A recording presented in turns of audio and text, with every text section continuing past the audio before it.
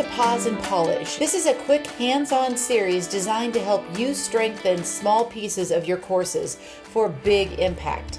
Each session focuses on one element of teaching or design and walks you through a short pause and do activity. Here's the idea.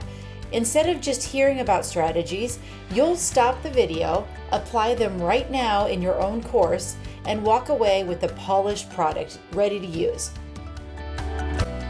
In this short session, we're going to take your existing discussion board rubric and give it a clarity boost, so students know exactly what quality looks like and grading becomes faster and more consistent.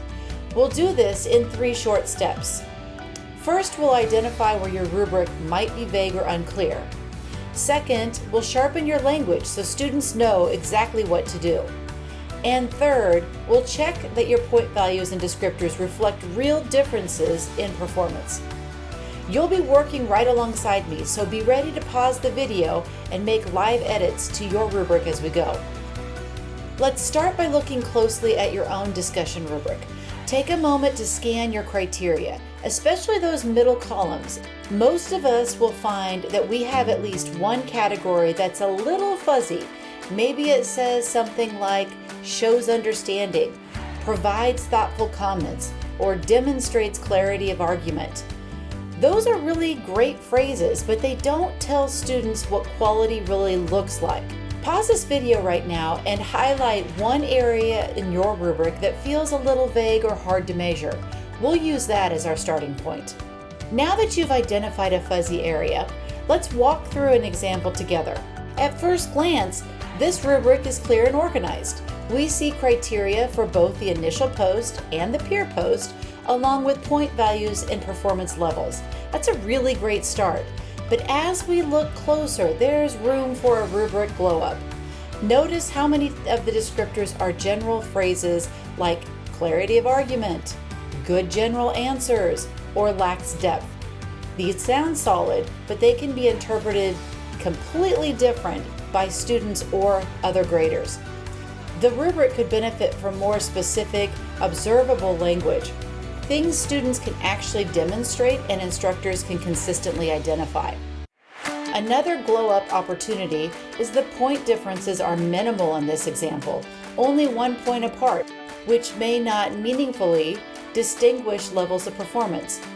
Pause this video right now, reread your rubric like a student, and mark any areas you want to consider for your glow-up. Now let's look at a glow-up version. Notice how each level describes visible, measurable actions. For example, the original said demonstrates clarity of argument. The glow-up changes that to clear, well-supported, applies course concepts, extends discussion with examples. That single change helps students visualize what success means. We also refined the point spread so that each criterion actually reflects a stronger performance, not just a 1-point bump. This glow-up strategy turns vague expectations into clear performance behaviors. The benefit? You'll see stronger posts because students finally understand what to aim for, and you'll find grading faster and fairer because every level is observable. Now it's your turn. Pause here and rewrite one of your vague descriptors using that same formula. Read through that rubric again. Does each level show clear, observable differences in performance? If not, tweak your verbs until each level is distinct and actionable. You might be wondering why this all matters.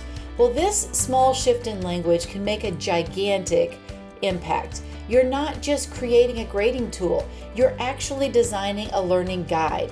Clear rubrics reduce anxiety, they can improve performance, and they give students the power to self-assess. And when students know what excellence looks like, your discussions are going to get richer, deeper, and far more engaging. Remember, your goal isn't to just assess learning, it's to illuminate it. By giving students this kind of clarity, we're actually improving performance before students even post, because they understand what quality looks like. Thanks for joining this Pause and Polish session. Try your polish out today and see how it changes student clarity or engagement. And make sure to let us know how it goes. Your ideas could spark someone else's next great fix. Always remember, keep pausing, keep polishing, and we'll see you in the next quick win.